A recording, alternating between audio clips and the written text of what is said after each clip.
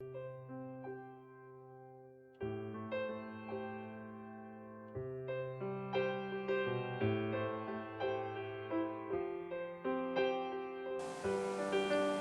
amigos, vamos ver hoje em nosso estudo do Livro dos Espíritos a questão de número 7, quando Kardec se dirige à espiritualidade encarregada da codificação e faz a seguinte pergunta: poder-se-ia achar nas propriedades íntimas da matéria a causa primária da formação das coisas? Esta foi a pergunta de Kardec aos espíritos encarregados da codificação. Ele recebe para ela a seguinte resposta: mas então, qual seria a causa dessas propriedades? É indispensável sempre uma causa primária. Esta foi a resposta da espiritualidade a Kardec. E diante dessa resposta, Kardec tece então o seguinte comentário: atribuir a formação primária das coisas às propriedades íntimas da matéria seria tomar o efeito pela causa, porquanto essas propriedades são também elas um efeito que há de ter uma causa.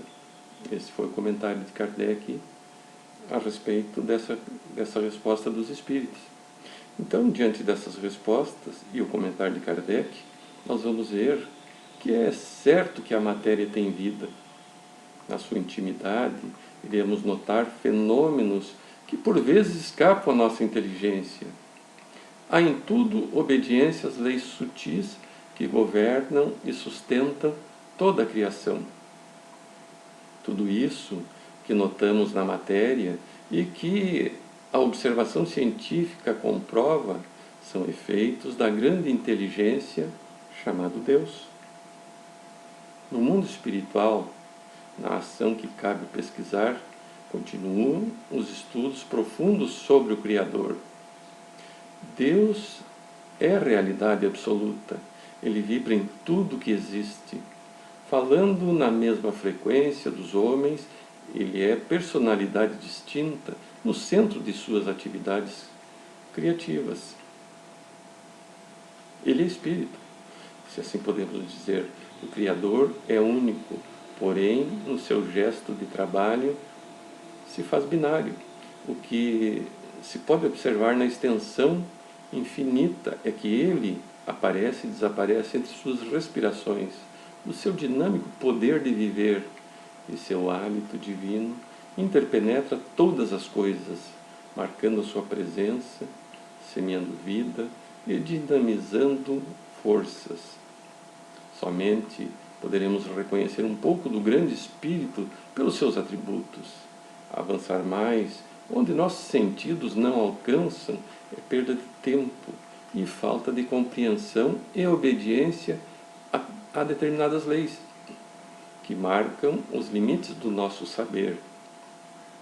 Se quisermos entender mais a meditação, depois do trabalho honesto, é um caminho excelente para o conhecimento mais acentuado do Criador.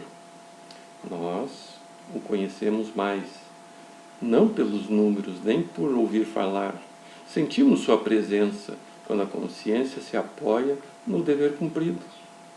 Os espíritos puros sentem Deus na profundidade, na sensibilidade e expressam uma tranquilidade imperturbável no coração. A matéria é a mais baixa vibração da divindade, é caminho criado por ele para o despertar dos seus filhos, que saem das suas grandes mãos luminosas e voltam para o seu íntimo de vida. Essa viagem é extensa, competindo a cada criatura fazer a sua parte na aquisição da sua própria paz espiritual.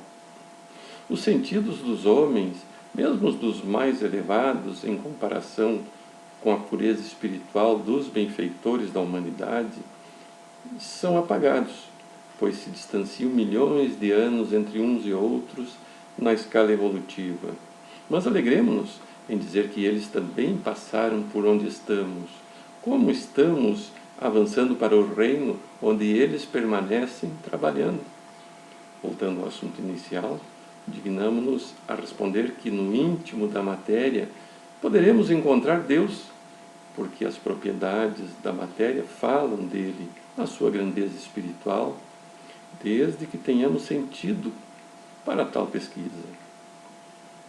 Porém, esses fenômenos não são o Criador, são efeitos da sua causa, da causa primária, manifestando-se nas formas transitórias.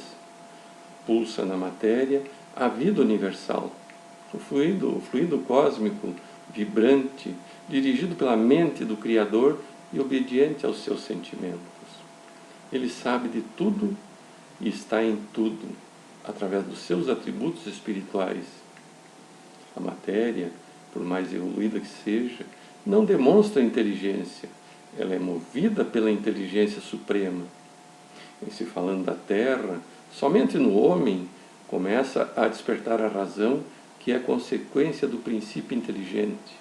Mesmo assim, sob o comando da inteligência maior, que é Deus. Meditemos, meus amigos. Muita paz a todos.